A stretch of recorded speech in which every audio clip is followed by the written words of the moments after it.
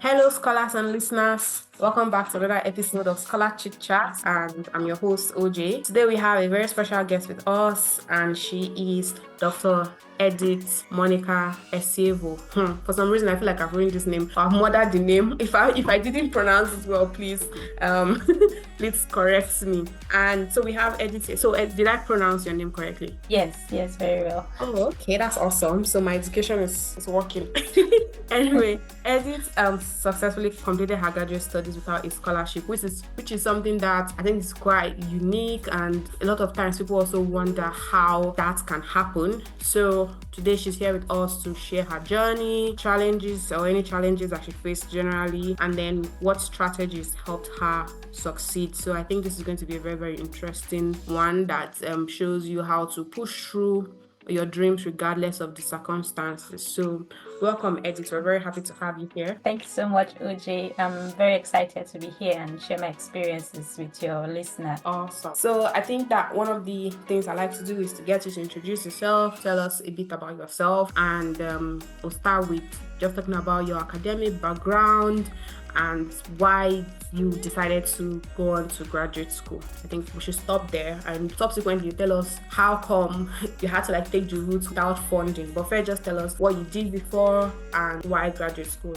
Okay, so I hold a Doctor of Veterinary Medicine degree from Ahmadu Bello University, Zaria. During the course of my study, I was open to multidisciplinary collaboration, but what motivated me for a graduate study, and particularly in One Health, was built on my experiences while working as a vet in Ekiti State, Nigeria. So that's pretty much it. Oh, so can you talk more specifically about what the experiences were that actually led to the fascination with One Health and graduate studies generally?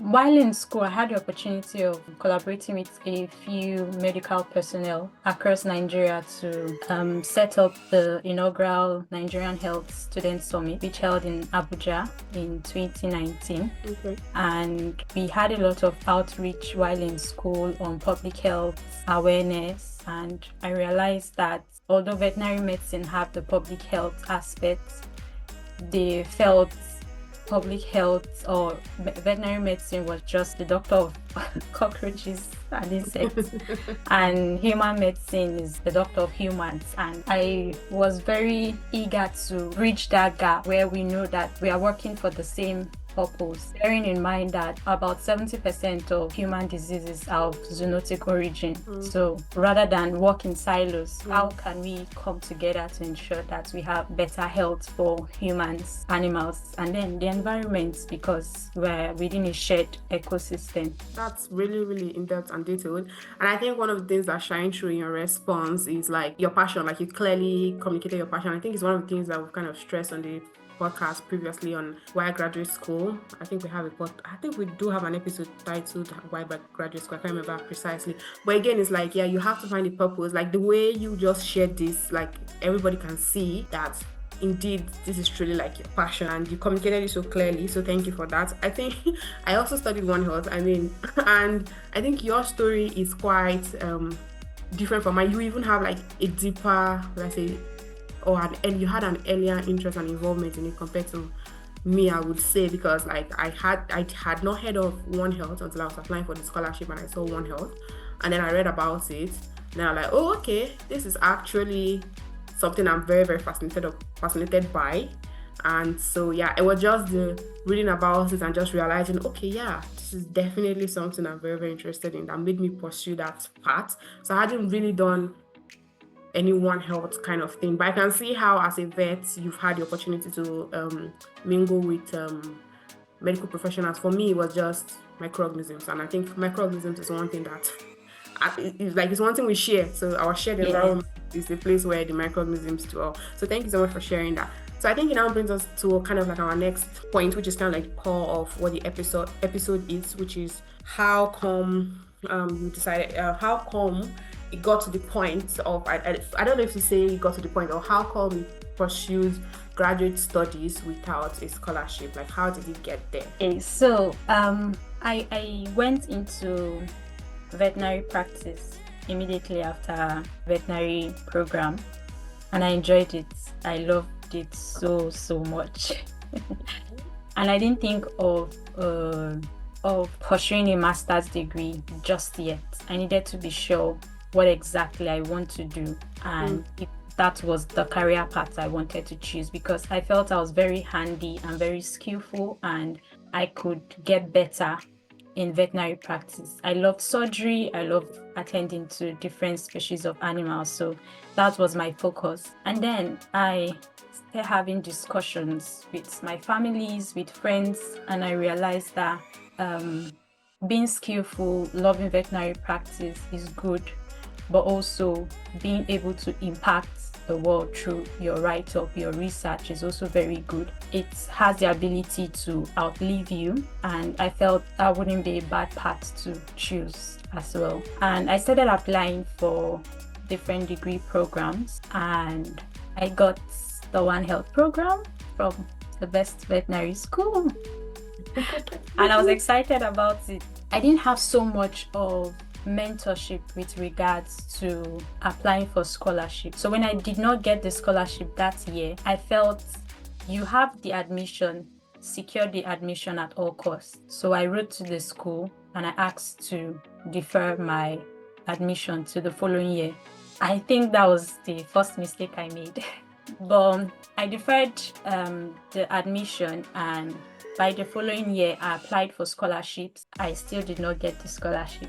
I later found out that a colleague of mine got the admission that year, same year with me, declined the admission because he didn't get a scholarship. And by the following year, he got both the admission and the scholarship. So maybe the reason why I failed, that was my first mistake.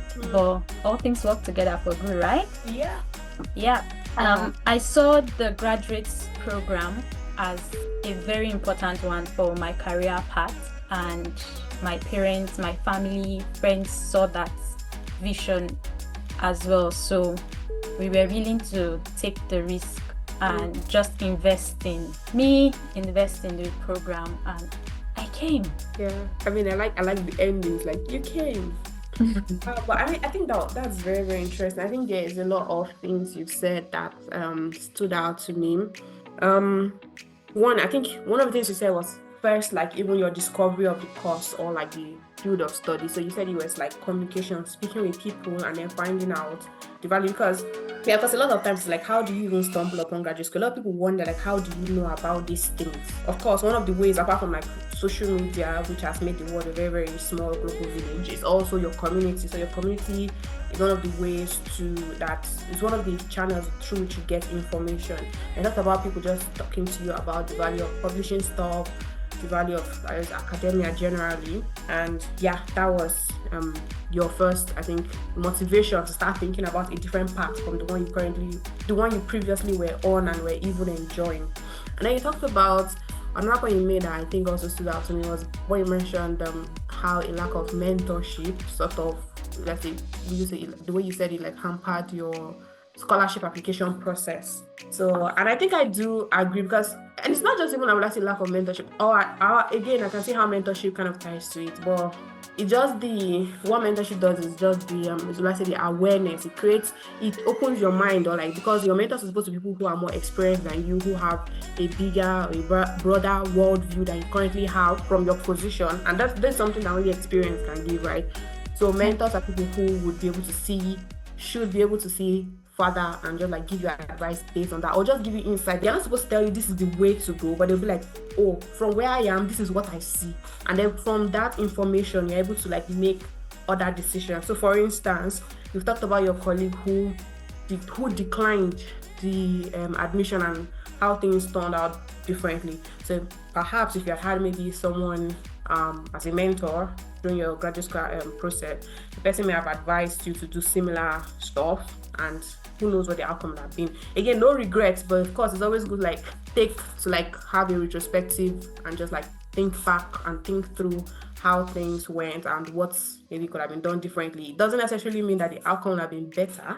Maybe better in some ways, but not all the way. So yeah, but I think it's really good. I think these are things that people can pick up on, like who is your cycle, who is your community. I think one thing we've also stressed on the podcast is like finding a community when you're applying for scholarships is like really, really important, or even just applying to grad school generally, like because your community is kind of like it's wealth.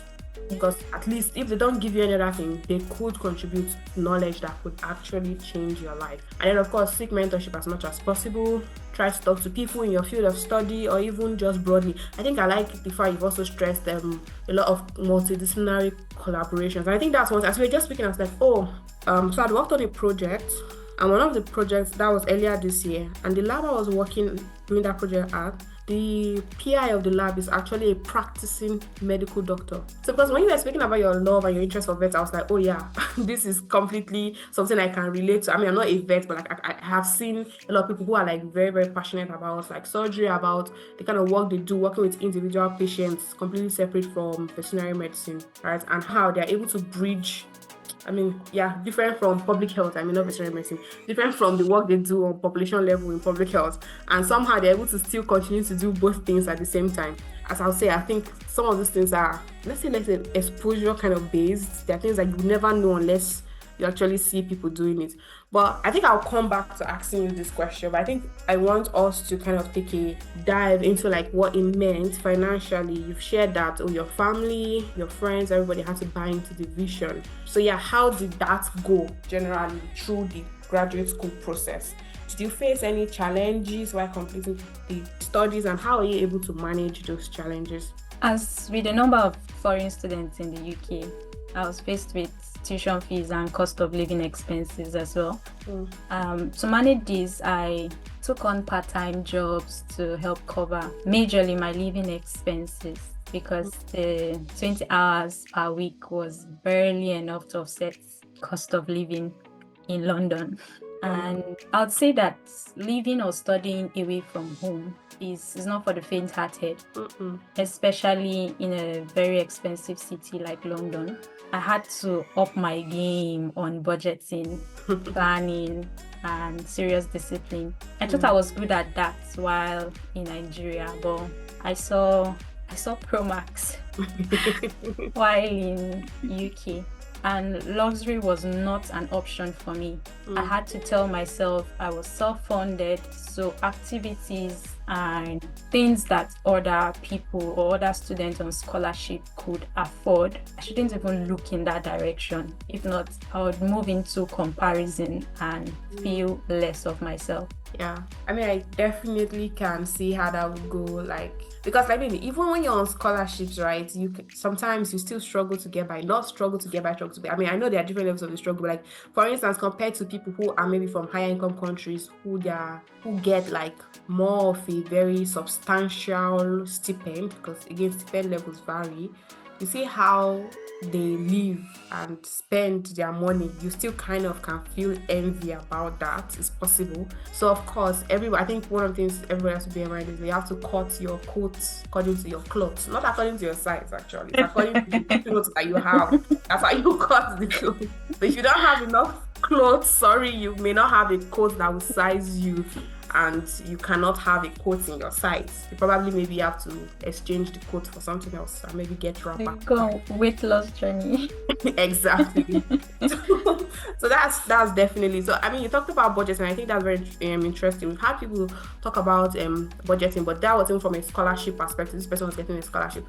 From your own point of view, what kind of budgeting tips did you do? Because you said yours was Pro Max. So what were the special features of the budgeting? Now, how did you manage your expenses? Okay, so right from Nigeria, my sister made sure she watched all the different types of YouTube videos that there could be.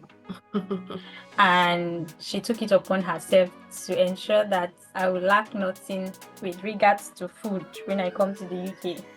So I think the first budgeting was any food that can be kept for a very long time. I got them in Naira in Nigeria, and I brought them along with me to the UK. So it made that for the first few weeks, even months, and trust me, some of those food stayed for a very long time with me in the UK. I didn't have to think so much on what to eat. because I had foodstuff. I just needed to get just a little more in the UK. I worked in retail, so I had some access to free meals, so I didn't have to spend so much on feeding as well.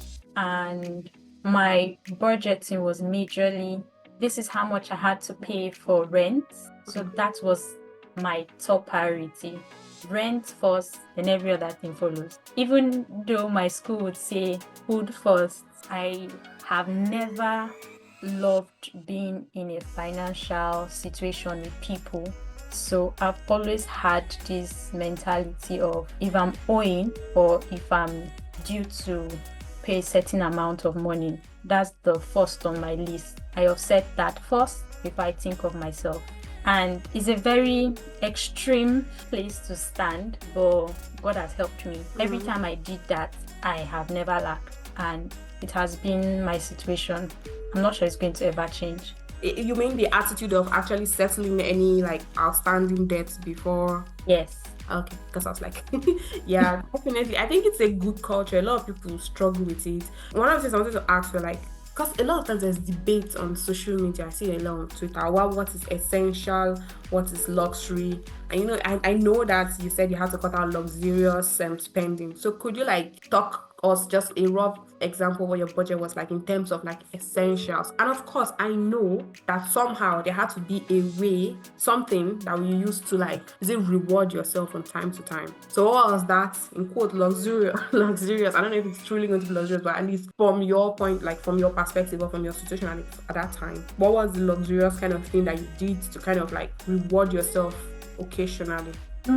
So what was essential? I mean, you've already mentioned rent, but I mean, suppose there were some other things that were like must definitely be budgeted, and then sometimes like, oh yeah, cannot die. So I'm very different from the rest of the people you would most likely have on this podcast. Okay. If I was asked what my hobbies are, it would most likely be like sleep and probably social media, like just chit-chatting with friends and family. There are times where I just wanted pizza. Like I had a strong discipline for you don't carry over debt. You don't carry over debt. So I would weigh it.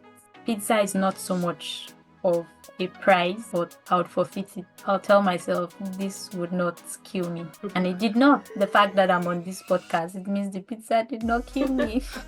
Definitely, 100%. Yeah, and I had to remind myself that this is just for a time being. So what's the end goal? Make the sacrifices now to enjoy later.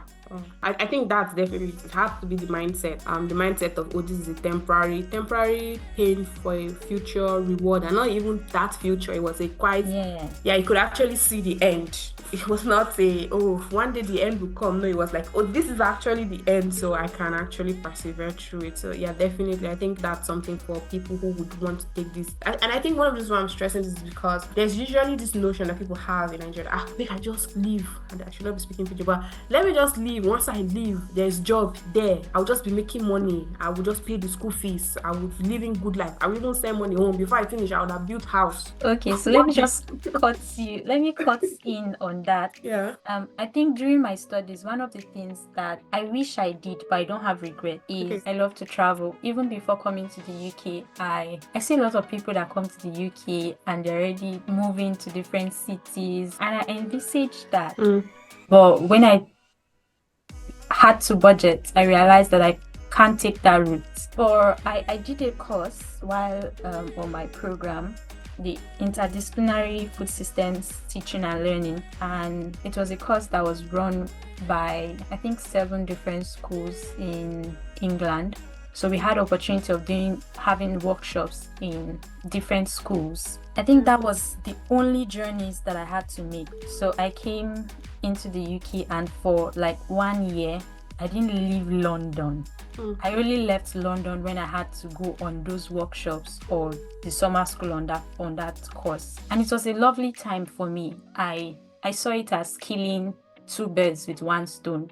Traveling, which I enjoyed doing, and also learning. So I don't feel like I'm cheating on my budgeting.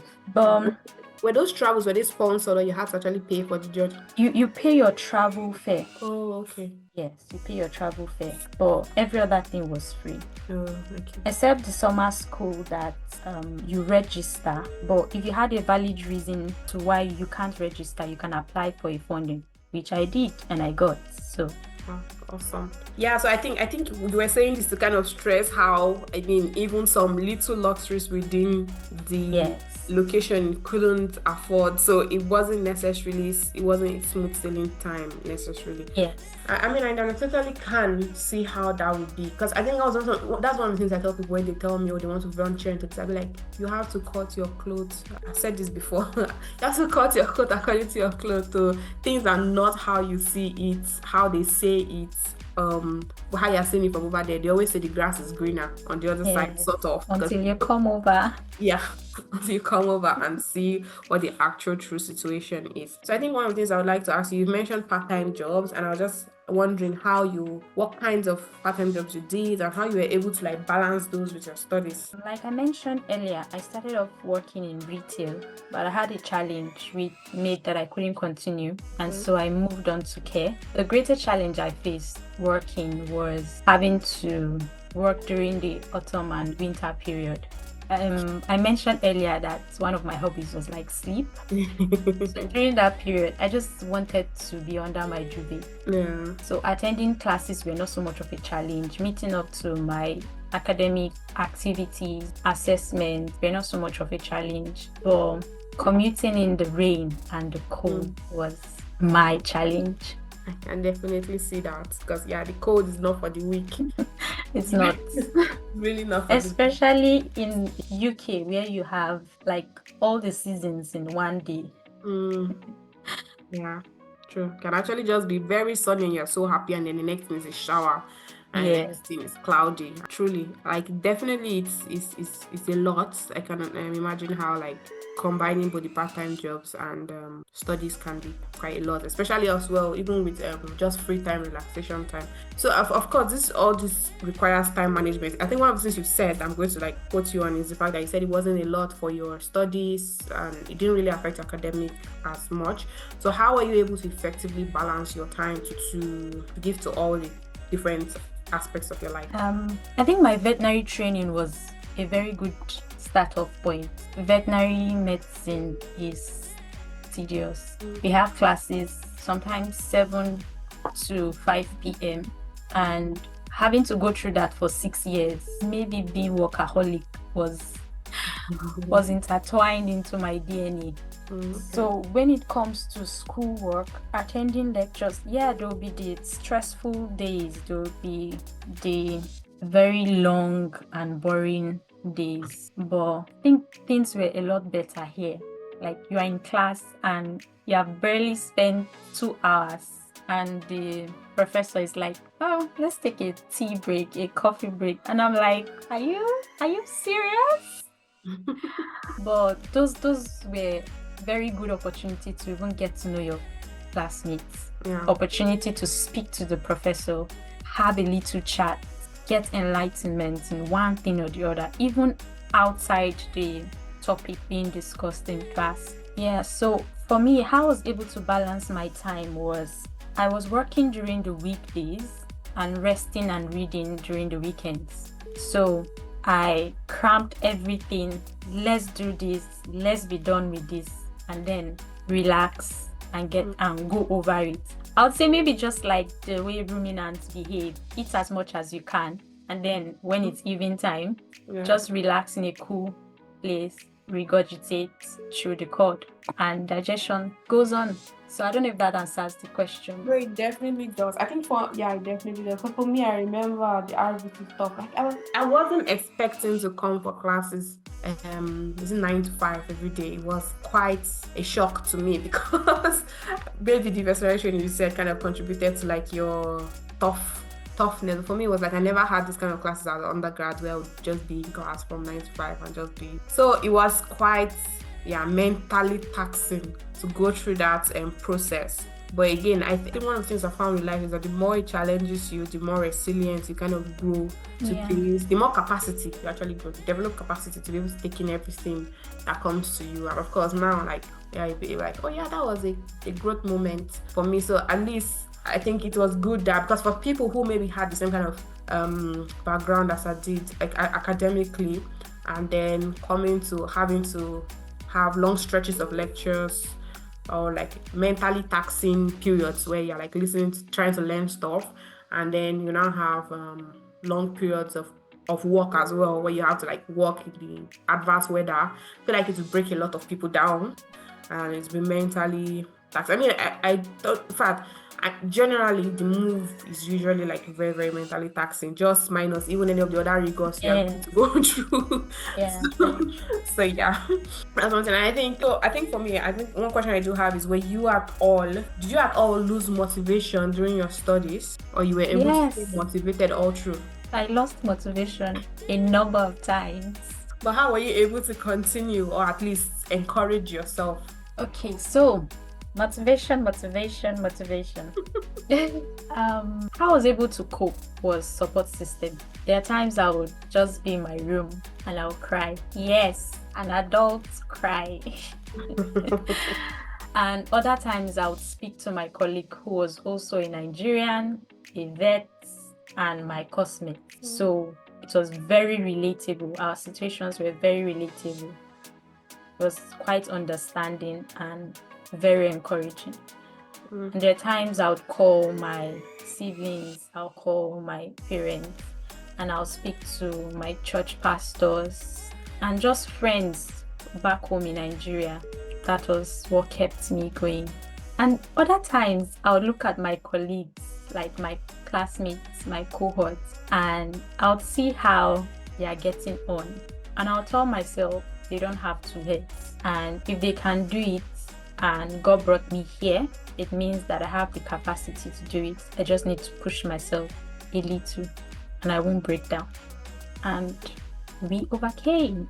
Wow, definitely that's very, very necessary. I think everybody has to rely on their support systems, and I think also especially, I think everybody truly, like, if you think you're not going to need a support system, then you're just kidding yourself, because especially when everything is new, and of course there are going to be difficult times when it looks like, as you said, you can't see a way forward, as it were. Yeah. But then there are people to remind you of who you are, because sometimes actually everything is happening, you even forget who you are. But then there are people who remind you who you are, remind you of your values, remind you of your everything, and then you pick up the courage to continue and continue to do what you are doing. So I think coming to the point where we would soon have to wrap up. But one of the things I would like to ask about is how the graduate studies have influenced your current career path, right? Because obviously there was a reason why you undertook the journey you went through, even though it was going to be tough, even though it was going to be rough. You sort of had an idea, I guess. How was your expectation versus the reality? Do you think that you were actually like properly prepared for what you came to pass through? Do you mean with regards to the graduate school or post-study? Graduate school, actually. I was going to ask post-study, but I just realized I never really asked this. Like, when you were coming to the UK and you were like coming even without funding, and you were like, I'm going to survive and everything, did it get to a point where you're like, oh no, this is actually kind of more difficult, or okay, it wasn't as hard as I thought, or all right, this is what I think I was expecting? Okay. Different people may have different experiences. And different schools would have different experiences for their students as well. So I studied at RVC and LSHTM, that's the Royal Veterinary College and the London School of Hygiene and Tropical Medicine. And the Royal Veterinary College, now I know the reason why they are the best. Aside just academically, they were very supportive.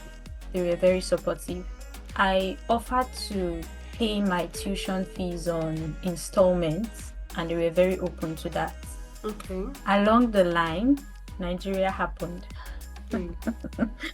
I understand that this podcast might go to your listeners, may be of global audience. So I'll explain what Nigeria happens means.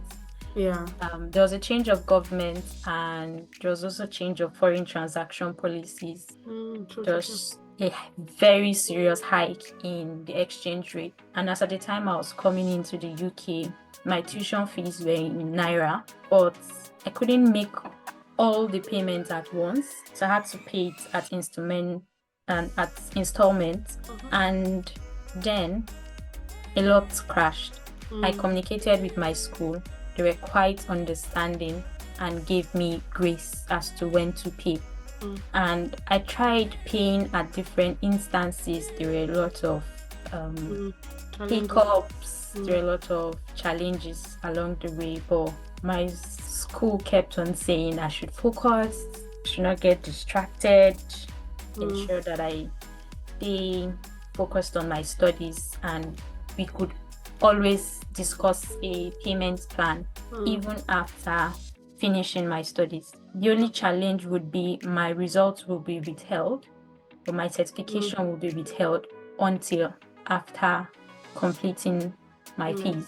Now, where this becomes a challenge is, remember I mentioned that I had, a culture of always paying off debt. So even when my school encouraged me and said, finish your studies and we'll discuss money afterwards, the debt was still always on my mind. So I didn't really take it off, but I was able to pull through. So like I said, it should have gone well. The problem was not necessarily on the UK. The problem was the fact that my money was still in Naira and Nigeria happened. Aside that, I knew it was a very intensive master's program, and it turned out to be just as intensive as I thought. I knew I would come and have to do essays, lots of essays. I wouldn't say veterinary medicine prepared me for that type of essays, so it was kind of like a shock for me. I had to learn to write essays, learn to cite papers, learn to cite publications, learn to read wide, read a lot of articles. I thought I knew some things, like we know this, but then having to defend it from another person's write-up, another person's publication, was a challenge that I had to overcome while on the program. And I was preempted, I would say wrongly preempted, that I would face a lot of culture shock. I kept on looking for the culture shock. Oh, wow. Yes, my class was a very diverse class, which was good. My school was a very diverse school as well, especially the London School of Hygiene and Tropical Medicine. Very diverse. So there wasn't a culture shock. Everybody just brought in the beauty from what part of the globe they were coming from. And because I was open to learning different people's perspective, different people's worldview, it made that I could settle in very, very well. And then I stayed in an accommodation which had a number of flatmates. So you are living with people from different parts of the world. You're interacting in class with people from different parts of the world. You're on the streets and you are seeing different skin color, different races. So it was a lovely experience. And that was what I expected. I felt me leaving Nigeria shouldn't be coming to another Nigerian community in the UK. Let's see world from other people's lenses. And I was glad I had that experience. Oh, that was really awesome. I think it's good that altogether your experience is definitely positive. And I think it's quite interesting.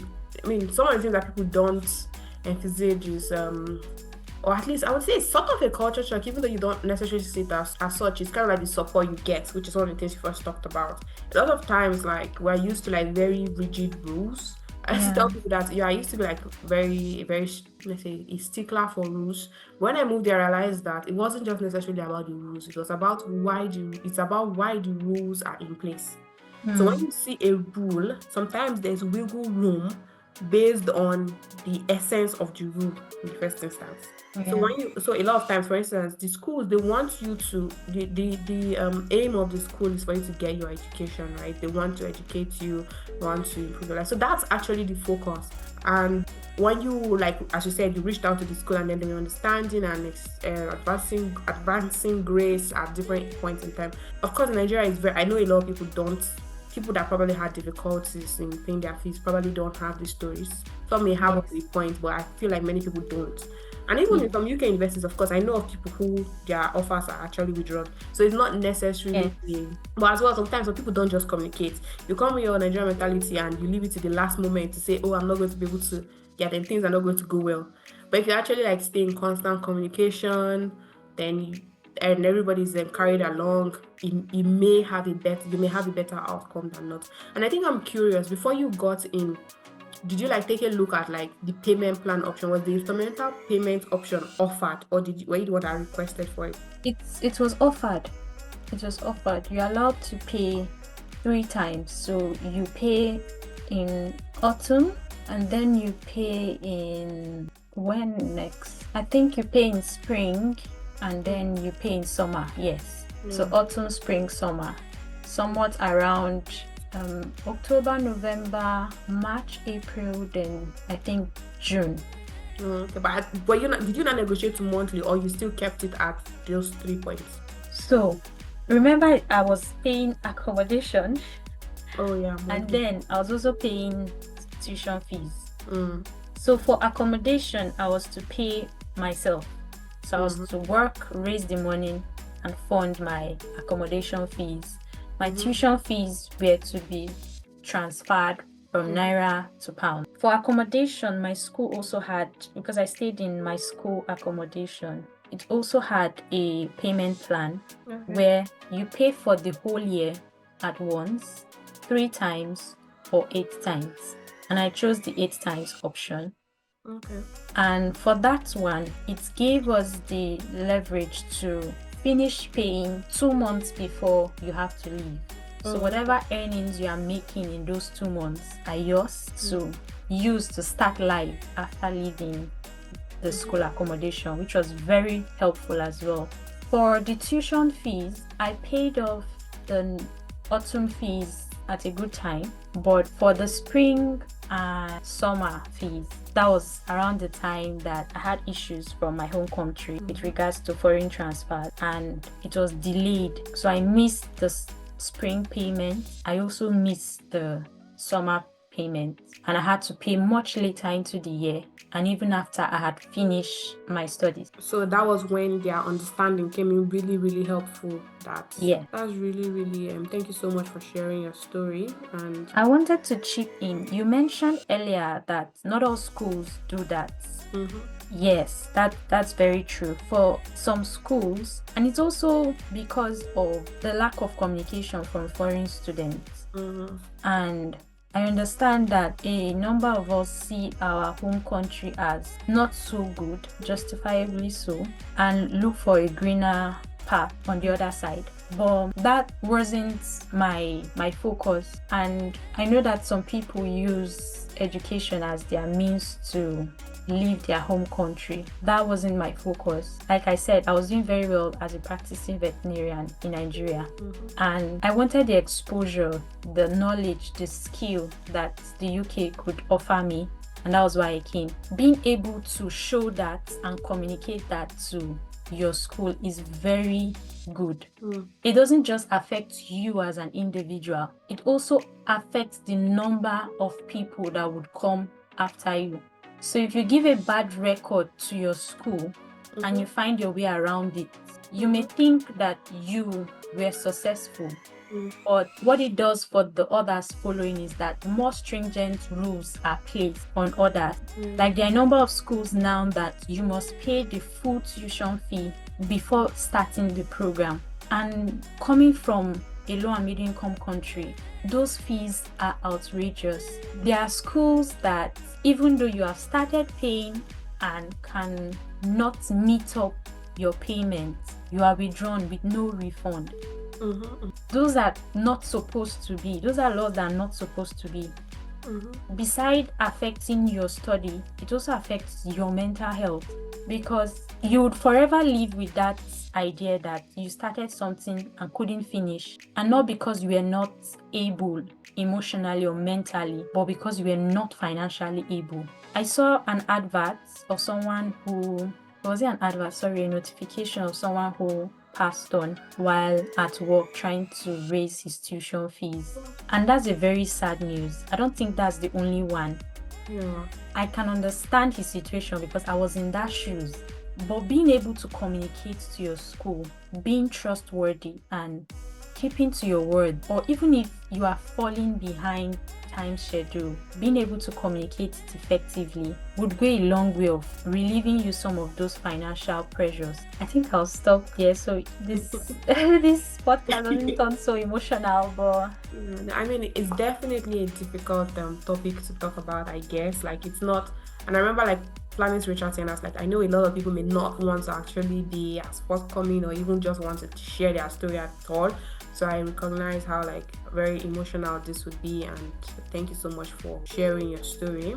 And I think that we're drawing to a close, and I want to ask a question, or maybe two actually. Let's see how it goes. But the first, I think the question I would like to ask is how life has been postgraduate school. So I mean, this was, as I said from the start, it was an investment. Yeah, your whole family, your friends, yourself invested in you. And from your point of view, I mean, I want you to say it in your own words what you think about the investment. So how is life postgraduate school? And where do you see it going as well? So, like, what kind of hopes do you have? okay. So when I read about the prospect of this particular program on the school intranet, it was so beautiful, it was so promising. I felt I'll be working in WHO by the time I dropped my last pen. But that wasn't the case. But it has been a very beautiful journey. It has been a very beautiful journey. I see life as life gives you opportunities. There are the simple and seeming direct route and the tough route. And most time the tough route leads you to a better end. But it doesn't look so from the beginning. I mentioned that I worked in care earlier on in the podcast, and care seems to be a very good place to come into the UK, work, probably get a certificate of sponsorship and remain in the UK. But I had to evaluate and ask myself, what is a trained veterinary doctor doing in care?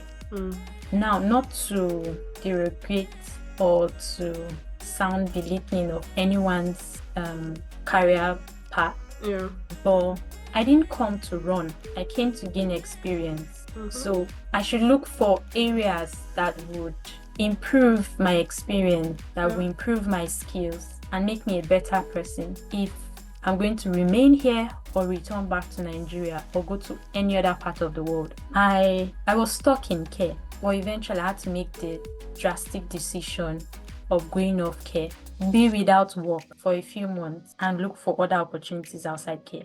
Now that's very strange. In the UK, the system is if you don't work, you don't live, you don't eat.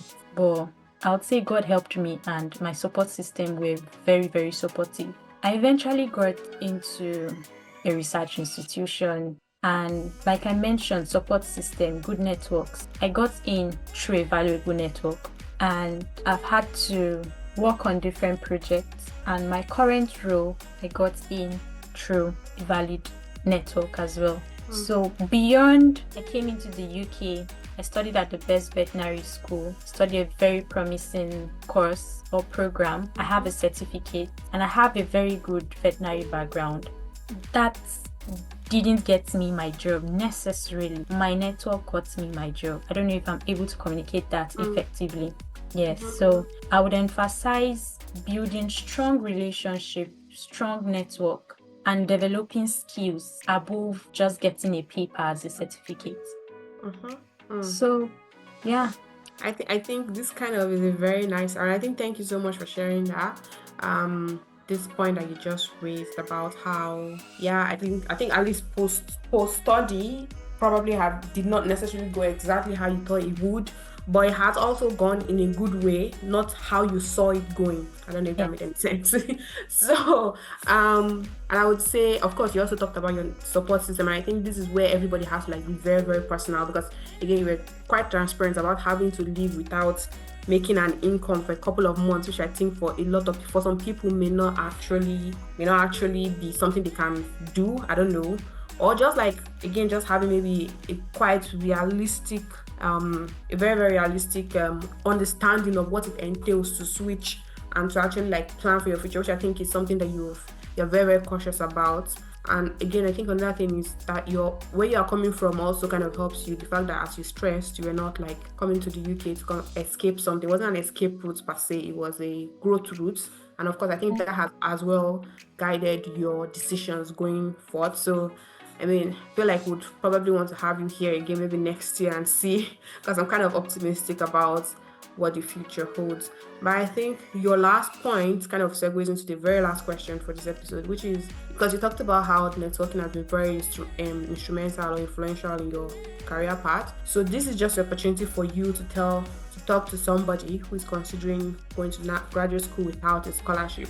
What are your thoughts? What are the encouragements? What are the kind of words of advice? Or what is that thing? It could be one, it could be two, it could be three, maximum three. Let's say a very important point you want the person to have at the back of their mind if they want to undertake that particular endeavor. That's a very dicey question. If the person hasn't started the program, my advice may be slightly different. Okay. It depends on where you're coming from, how much you have saved. I would naturally not advise being self-funded, but it's doable. I did it. You can do it. Many more people are doing it or have done it. It will be challenging, but with strong belief in God, being focused, being resilient, you can achieve success. I would say that don't ever be shy to ask for help. Don't ever be shy to ask for help. Stay diligent, stay truthful, stay honest, but also understand the system that you are entering into or you have found yourself, and find your own reading in the system so that life is not snuffed out of you. That's it. Oh wow, thank you so much. I feel like every point was laden with every point is something to actually think of, actually take note of. It's a lot, I mean, it's definitely a challenge, but it's doable. And again, you want to kind of consider if it's necessary for you to go that route or not. If there's actually opportunities for you to get funding, maybe you may want to explore it. And because if you go self-funded, it may not be as if you kind of imagine that it's easy, it's not going to be easy. I think that's never going to be easy. Yeah. Again, I think I like the point you made where it's like, it depends on the amount of money you have. So if you do have a lot of money saved, I mean, of course, it's a completely different circumstance depending on how much you have. So if, of course, your self-funding means that you don't actually have to work at all and your fees and your living expenses and everything is already covered, then of course this is not for you. But if it's like, you actually are going to have to pinch in different places to actually make ends meet, then this is actually something that you should consider very, very. So thank you so much, Edith. Thank you for sharing your insights with us. Thank you for sharing your experience with us. And I'm sure that your story will inspire many people who are listening and who are trying to make up their mind about what to do regarding graduate school. So thank you so much. You're welcome. Can I add something? Yes, please. I would also say that not everyone will get the opportunity of studying in London or in big cities like maybe Glasgow, Edinburgh, or whatever city you can mention. Job availability differs across cities as well. Very, very, very much. It differs. And so if you are coming into the country with the mindset that I would work and be able to raise money, it's a very shaky ground. Because you might get in and not find the work. 2 months, 3 months, nothing. So have at least 3-5 months living expense. Well, the UK says have 9 months, but have money on ground and have system to support you. Yeah, well, have system to catch you. Yes. I'm kind of curious about one thing. So I mean, you did have system. So of course, I think it's kind of shout out to your support system. Kind of imagining, did you still have like any black tax expectation or request Maybe not from family or friends who are actually supporting you, but from people. I mean, if you had from family or friends, you can also chip it in. So when you say black tax, Oh, sorry, I should explain. Like, were people expecting you to send money home? oh, the urgent 2K guys. Yeah. Okay. No. Okay. No, I didn't have so much of that. Okay. Yes. That's That's very strange, right? Yeah. I guess Yeah. maybe we're like really like maybe transparent. Is it transparent, or like people in your circle were kind of informed of your circumstance, perhaps, and maybe they also considerate people that you surrounded yourself with. So not every. I think guys are more taxed than girls. Oh, I may be wrong, but I think so. Because my classmate was taxed, but I didn't so much of tax. Then the other thing is, a lot of people thought I came in funded, like what scholarship opportunity, but I kept on facing it. I am not funded. I'm going to work.